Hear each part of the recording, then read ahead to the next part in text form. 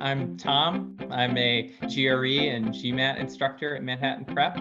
I've been doing that for about 5 years now. It's hard to believe. I also teach kids with disabilities in the public school system, and I do some teacher coaching in New York City public schools. Test prep in particular, I think, is an interesting thing to teach because the kind of people who gravitate toward it tend to be interesting people thinking about their lives, going on to presumably do cool things in the world. There has to be at least one moment where you sit down and you ask, why am I teaching a standardized test? Why is my career the thing that other people dread? And I think that part of that is that I enjoy sitting with people as they go through something challenging. In my outside life, I find that the kind of activities that I'm involved in, things like rock climbing and running, involve recreational suffering, for lack of a better term. Sitting through something challenging for the sake of the challenge. There's often this initial suffering or hating the test, and then learning to be with it, learning to sit with it, learning how it works, and occasionally maybe even learning to have a little bit of fun with it.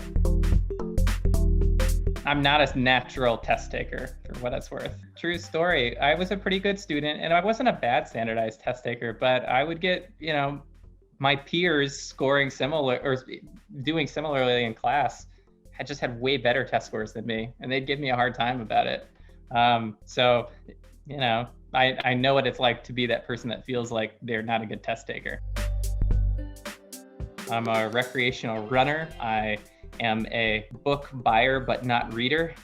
Okay, so I'm a science teacher in the public school system in New York and a test prep teacher. I spend a lot of my day with science and math. But my deep, dark secret is that in my undergrad, I was an English major who specialized in poetry.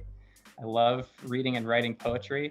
Don't tell anybody. That feels like one of those dirty secrets that you don't let out into the world. I think the thing that most people get out of the class, the thing that people benefit from most from the class, is the accountability.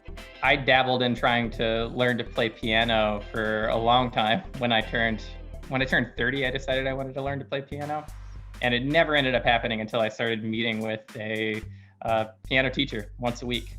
And I still do it virtually, but it locks me into place and it gets me practicing. You shouldn't just listen to me on why you should take a class. You should read the reviews. That's one thing, is that people have good things to say about the classes. And if they have good things to say about the class, maybe it's a class you want to take.